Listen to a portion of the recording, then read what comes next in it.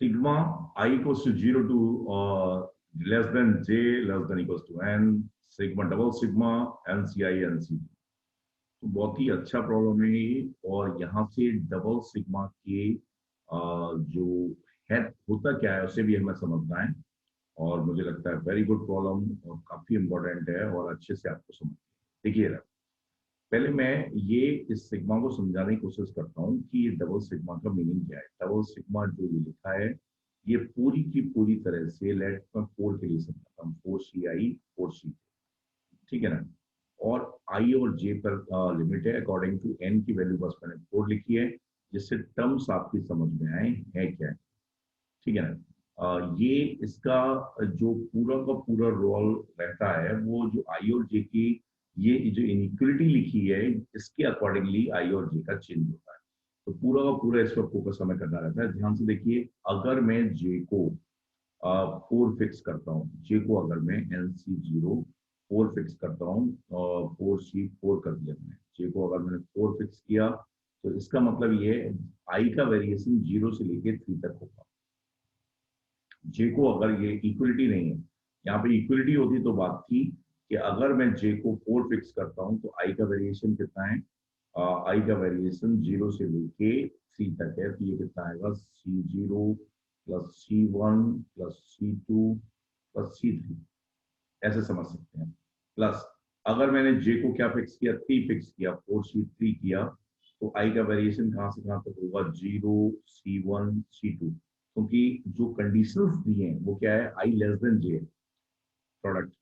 Plus अगर मैंने जे को 2 फिक्स किया तो आई का वेरिएशन कहाँ से कहाँ तक होगा, C0 C1 होगा। और अगर मैंने जे को 1 फिक्स किया 4C1, तो इसका वेरिएशन ओनली कितना होगा, 0 होगा। तो ये इस अगर इस वेरिएशन को मैं एक्सपेंड करता हूँ तो ये मैंने जे की हेल्प से एक्सपेंड किया।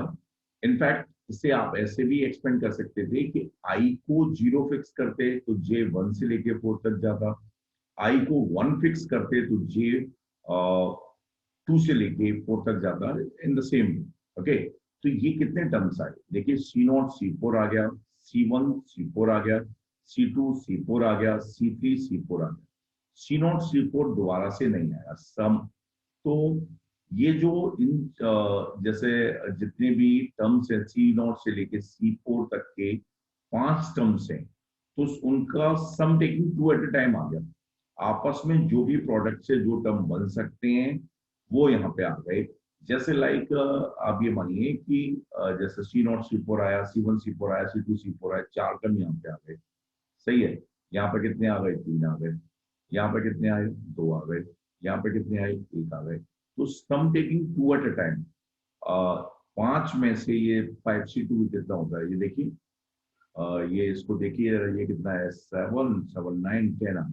5C2 की वैल्यू कितनी होती है, 5C2 को अगर मैं कैलकुलेट करता हूँ तो factorial 5 upon factorial 2 and factorial 3 10 ही होती है। तो सम टेकिंग 2 एट अ टाइम, जैसे 5 टर्म्स को 2 को लेके कितने टर्म्स बन सकते हैं टेकिंग 2 एट अ टाइम, उन सभी का ये सम है। तो मुझे ये लगता है ये समझ आ गया। ओके, अब मैं इसे कैलकुलेट कैसे करूंगा इनके लिए, ये एक डिफरेंट एजेंडा है।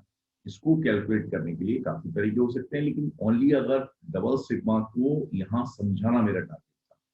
नाउ ध्यान से देखना, अगर मैं A1 प्लस A2 का स्क्वायर करता हूँ तो ये मेरे पास क्या आएगा, ये मेरे पास आता है A1 square plus A2 square plus 2A1 A2, 2 times in दोनों का प्रोडक्ट आ जाता है। अब 3 का बस समझना, 3 से क्लियर हो जाएगा, A1 plus A2 plus A3, ये स्क्वायर कितना आएगा, ये मेरे पास आता है A1 square plus A2 square plus A3 square, सही है, plus 2 times A1 A2 plus A2 A3 plus A3 A1, sum taking 2 at a time. तो ये sum taking 2 at a time 3 का है, ये n का sum taking 2 at a time.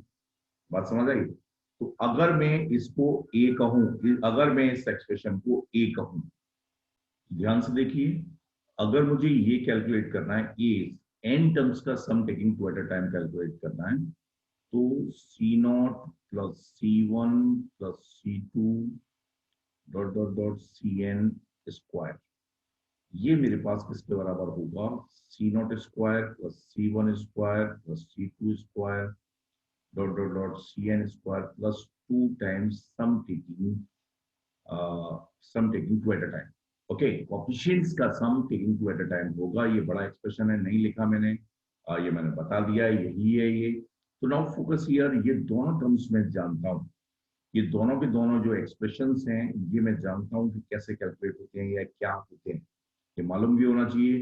तो यहाँ से 2a की वैल्यू मेरे पास आ जाएगी, ये होता है 2 की पावर n होता है, 2 की पावर n, तो 2 की पावर n 2 की पावर और 4n आ जाएगा, 2 की पावर 4n, और ये 2nCn होता है माइनस 2nCn, ये वैल्यू आती है। तो a की जो वैल्यू है मेरे पास कितनी आ जाएगी, 2 की power 4n minus 1 minus 2nCn upon n by 2, ये मेरे पास a की वैल्यू आ जाएगी। तो ध्यान से समझिए, ये इस प्रॉब्लम में काफी इंपॉर्टेंट प्रॉब्लम थी, और इसका मीनिंग क्या होता है ये समझ में आना बहुत जरूरी है। और साथ में ये कैलकुलेट करना यहाँ पे थोड़ा सा मुश्किल रहता है डायरेक्टली, तो ये मैंने इस टेक्निक की हेल्प से सॉल्व किया है, और मुझे लगता है कि इसमें ये समझ आ गया होगा कि जो ये आएगा। And after that C not square C one square C two square ये 2nCn होता है। तो ये अगर नहीं मालूम है तो याद रखिए, जैसे ये प्रूव भी किया है मैंने, तो मुझे लगता है ये प्रॉब्लम अच्छे से समझ में आ गया है, बहुत ही इंटरेस्टिंग है, काम का है, और एग्जाम पॉइंट ऑफ व्यू से भी काफी काम का है, और कंसेप्चुअली भी बहुत ही अच्छा प्रॉब्लम है। तो मुझे लगता है समझ आ गया है, और काफी कुछ सीखने को भी है। अगर ये रिजल्ट नहीं मालूम है तो ये ध्यान रखिए, 2 की पावर n होता है, 2nCn होता है, ये भी है काम का, और ओवरऑल इसको कैसे कैलकुलेट करते हैं, इसका मीनिंग क्या होता है, ये भी मैंने आपको बता दिया। ओके।